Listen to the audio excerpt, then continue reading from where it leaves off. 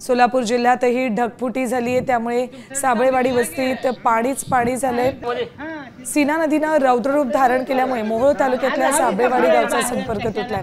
साबळेवाडी गावातील 70 ते 80 कुटुंबांचं स्थलांतर करण्यात आले, यामुळे साबळेवाडी वस्तीतील सर्व कुटुंबांचा संसार उघड्यावर पडलाय। साबळेवाडीतील घरं पूर्णतः पाण्याखाली गेल्यानं नागरिकांचे हाल होत आहेत। सीना नदीचा प्रवाह विस्तीर्ण झाल्यानं अक्षरशः गळाभर पाणी अवस्थेत आले। या सर्व विदारक परिस्थितीची ही दृश्य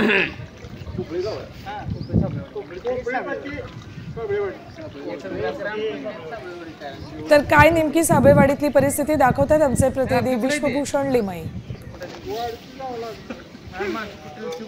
सध्या मी छातीपर्यंत पाणी आलेलं आहे अशा ठिकाणी उभा आहे। हे कुठलीही नदी नाला वगैरे नाहीये, तर हा घराचा परिसर आहे।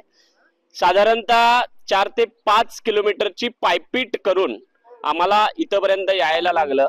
आपण पाहू शकता दृश्यांच्या माध्यमातून की हे अक्षरशः पूर्णतः घर जे आहे ते पाण्याखाली गेल्याचं चित्र आपल्याला पाहायला मिळतंय। सोलापूर जिल्ह्यामध्ये मागच्या 10 ते 15 दिवसापासून मुसळधार असा पाऊस झाला आणि सीना नदीनं रौद्र रूप प्राप्त केलं आणि त्यामुळे आपण पाहू शकताय की सीना नदी काठची ही जी गावं आहेत ती पूर्णतः पाण्याखाली गेल्याचं चित्र आपल्याला पाहायला मिळते। खरं तर सीना नदीचं पात्र जे आहे ते अतिशय विस्तीर्ण झाल्याचं चित्र आपल्याला दिसून येते। मी मोहोळ तालुक्यातील साबळेवाडी या वस्तीच्या ठिकाणी आहे आणि अक्षरशः तुम्ही बघू शकताय की मी सध्या पोहतोय असं म्हटलं तरी तुम्हाला काय त्यात वावगं वाटणार नाही।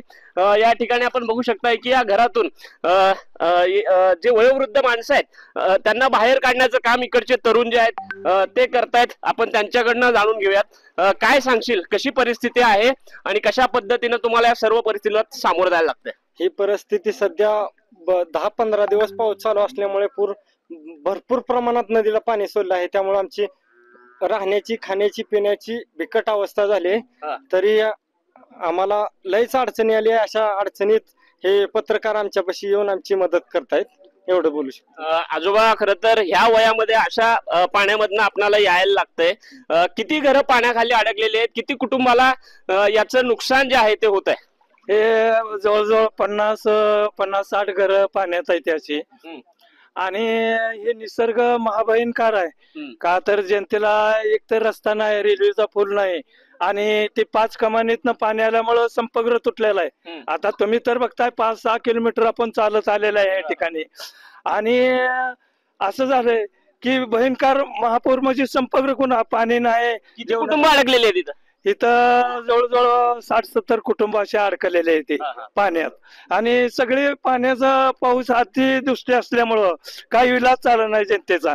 नक्कीच आपण पाहतोय की हा महापूरच म्हणावा अशा पद्धतीचं हे रौद्ररूप आपल्याला सीनेचं या ठिकाणी दिसून येतंय। कशा पद्धतीनं या ठिकाणी वयोवृद्ध माणसांना इकडची तरुण मंडळी जी आहेत ती बाहेर काढतायत हे आपल्याला दिसून येते। खरं तर आम्ही एवढी पायपीट करून इथपर्यंत चालत आलो, मात्र प्रशासनातील अधिकारी जे आहेत त्यांना येताना कशा पद्धतीची तारंबळ त्यांची होणार आहे हे पाहणं महत्त्वाचं ठरणार आहे। खरं तर आपण बघू शकताय की नदीचा प्रवाह जो आहे तो मला अक्षरशः त्याच्या सोबत घेऊन जात असतानाचं चित्र या ठिकाणी दिसून येते। त्यामुळे अतिशय विदारक अशी परिस्थिती तुम्हाला या ठिकाणी दिसून येते। आपण बाहेरच्या बाजूला जर बघितलं तर यांचा जो संसार असेल, गृहोपयोगी साहित्य जे आहेत ती जेवढी बाहेर काढता येईल तेवढी काढलेली आहेत। जनावरं आहेत, पाण्यामधून जनावरांना बाहेर काढलं चाललंय। त्यामुळे अक्षरशः आपण जर बघितलं तर संपूर्ण संसार जो आहे तो उद्ध्वस्त झालेला आहे। संसाराचा कणा जो आहे तो पूर्णतः मोडकळी झालेला आहे।